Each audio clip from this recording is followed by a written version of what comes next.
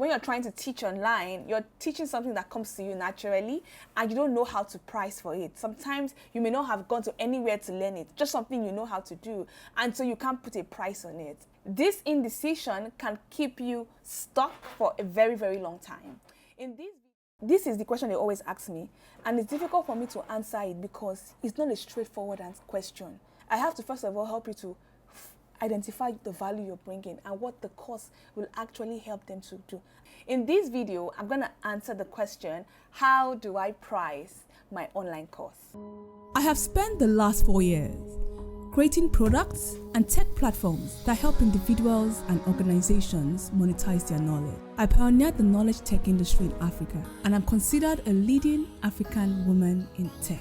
My life's mission is to help entrepreneurs and organizations monetize their knowledge, create impact, and build a lifetime legacy. I have empowered over 50,000 people through my emails, books, videos, courses, coaching programs, and speaking engagement. My name is Stephanie Obi. Welcome to my YouTube channel. So first of all, let's talk about some mistakes that you might be making. All right, number one is I'm just starting. So because you are just starting, you feel like you're not qualified to charge a high figure, and you feel like, oh, let me start from the bottom and slowly go up.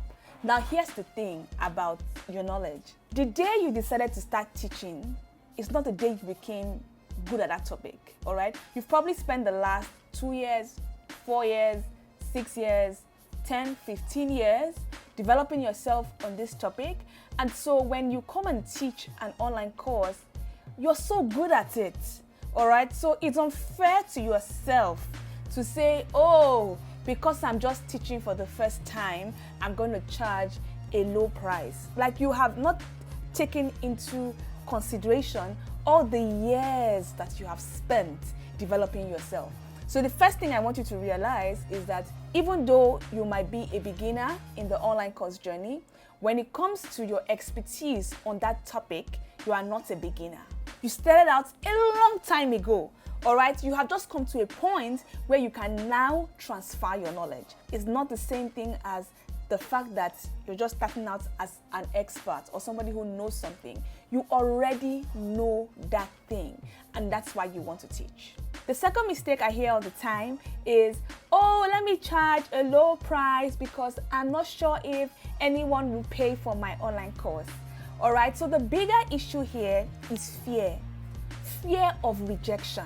And so because you are afraid that nobody will pay, you then price a rock bottom price. Meanwhile, that is not the value of your course. Your course is so valuable, your expertise is so valuable. You've probably spent 10 years developing yourself on this topic, and because you are afraid that people might not pay, you then come and sell it at a low price. Once again, that reasoning is flawed because it's come from a place of fear and not feeling that people will want to pay for it. Now, if you have that mindset, you're going to see it happen, all right? Because we always manifest what we believe. So if you don't believe that anybody will pay for your course, nobody's going to pay for it. It's as simple as that. The other mistake a lot of people make is like they feel as if they are cheating people. That belief, that feeling comes from a place of fear of not being good enough. All right, so you don't think that your course is valuable enough. You don't think that people should want to pay for this price. You feel like if you are charging them this amount of money, you are actually cheating them. Do you see what I'm saying? So there's something bigger going on behind the scenes. It's almost like you have a bad relationship with money, a bad relationship with asking for your value because you're not sure of yourself. You're not sure that you have something valuable to offer. If you've listened to me speak before, I always say that, when you start to teach, you're in level 3 and there's somebody in level 1, right, or in level 2. So while you're in level 3, you are helping the people in level 1 or level 2. So no matter what, you always have something to give to somebody who doesn't even know anything at all. So your knowledge is valuable. Other mistake I see all the time is that people say, oh, I'm trying to get into this industry, and for me to get into this industry, I can't compete with people who are as great as I am, and so I must come in with a low price strategy. Now, I know that there are things like that. I know that there's a low price penetration strategy and all of that, but I don't really believe in it because when you reduce your price, you know what you're doing, you are devaluing yourself. It's almost like, it's like if you see a bag that is $5 and if you see a bag that is $500, which one do you think is better? Price signifies value. All right, so yes, I understand it. I know that some people preach it. I understand why you might say, I want to get in there on as a low priced product. But here's the thing, you are not a commodity. You are a premium brand. The reason why I have customers, even though like people think I'm so expensive, is because I always show them the value. Yeah. I always show them, always. I don't even talk about price without value. I always show them the value, and then they see it by themselves and they make a decision. One of my clients has been struggling to sell she has been in this online course game for a while. She has been struggling to sell. She came on my program. I told her to sell a $97 online course. She was shaking. $97? Yes, she was shaking. That's definitely so expensive. It's not buy. I said, put it. I've shown you how to calculate your value. Put it. She has put it. She's seen sales from the same audience that she was saying that they didn't want to buy from her. That same audience are now buying. Why? She has communicated her value. Yeah. So many times that communication is not being done, and because you also can't see it, you sabotage yourself by saying, I'm just starting, I'm not good enough, let me not compete with so person. If you want to use a strategy that's being used to market commodity brands where there's no big differentiator, you do yourself a disservice. Because there are other things that you have that can differentiate you. And if you use those things, if you dial up on those things, you can become a premium brand. And when I'm saying premium brand, I don't mean that you're too expensive. I just mean that you just state your value, or you state a good price that is enough to help you run a profitable business. When I was starting my business, I didn't know all these things I'm telling you now, and so I would launch online courses at very cheap prices and I was never profitable. Never. I didn't have enough to take care of myself. I didn't have enough to save. I didn't have enough to cover my expenses. I didn't have enough. Meanwhile, I was working hard. I was working, and it all boiled down to how I saw myself and how I saw the value I was bringing. The day my brain flipped, my business changed forever, because I started charging what my product was worth. And guess what?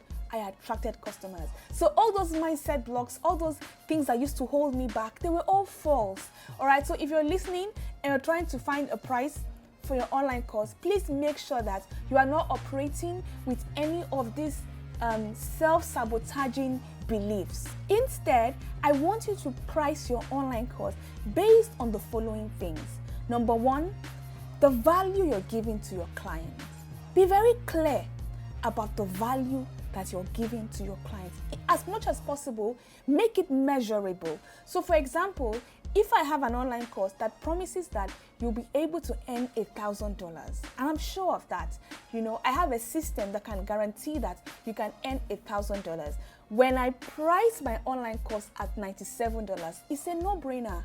A $97 investment will help you to earn $1,000. It's a no-brainer. So I price my course based on the value I'm giving to my client. When I'm marketing my online course, I communicate the value and I communicate the price. People will look at it and make an informed decision. All right. When I was not clear about the value that I was offering, I couldn't defend the price.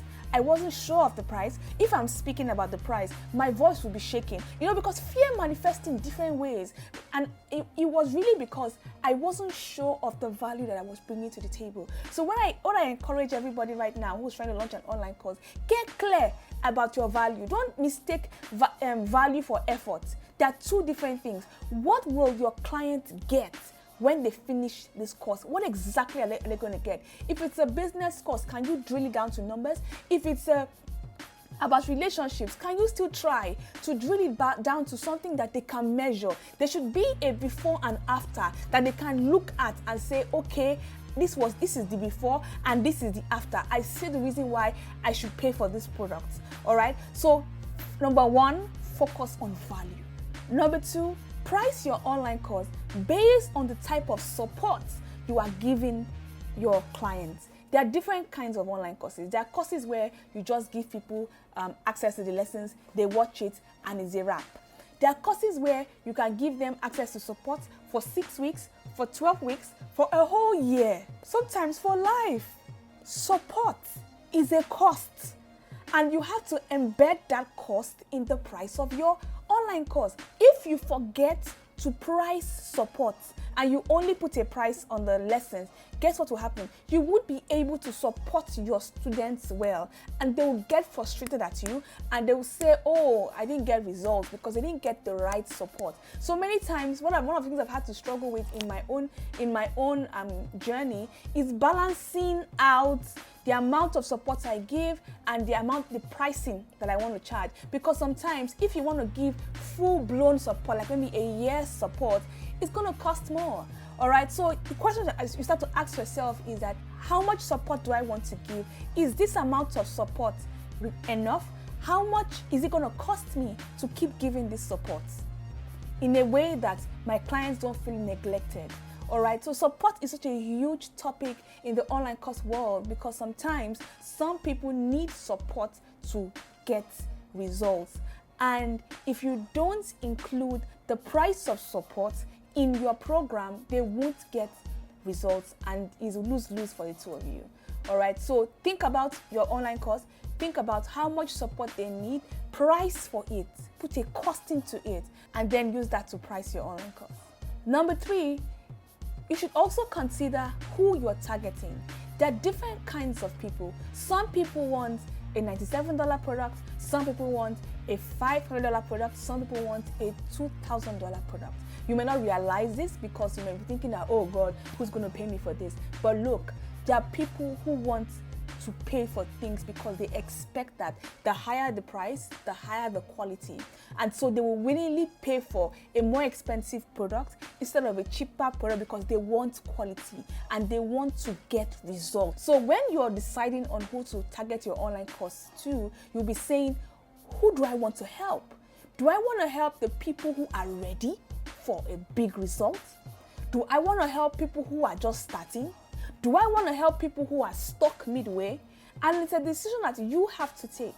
And when you make that decision, that will also influence your price. Because please believe me when I tell you this thing, no matter how much you price your product, there are people who are willing to pay for it. I say this all the time, even our fingers are not equal. And what that means is that everybody doesn't have the same needs.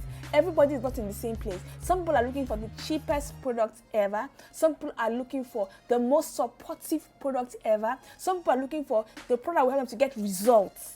All right, so you focus on who you want to help. I like to focus on people who are looking for results, and I design my online course and the pricing to reflect what will help them to get results. So another mistake people make is that because they're trying to show that the course is valuable, they now pack too much information. You don't need too much content.